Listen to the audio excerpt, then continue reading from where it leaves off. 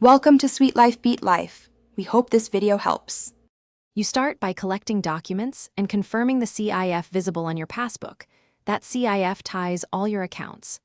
Once ready, go to the post office branch where your account is maintained and request a CIF linking request for Ippb. You must present original ID Aadhaar and the mobile number that Ippb has on file.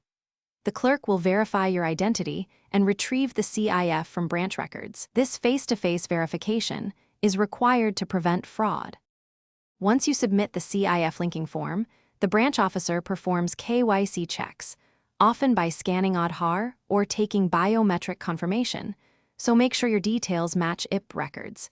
You should stay while they process the request because sometimes additional clarification or signatures are needed. After they update the branch system, you will get an acknowledgement slip or reference number. Keep it. This slip is proof and helps track progress when Ippb synchronizes branch CIF into their. After branch submission, wait for an Ippb confirmation SMS, typically within 24 to 72 hours. Then log into the app and confirm your CIF-linked account appears. If nothing changes, return to the same branch with the acknowledgement and ask for the service request status. Insist on an escalation ID.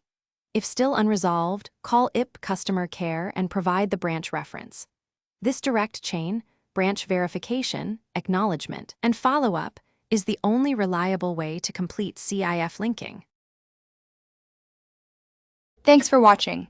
Consider subscribing if we helped you.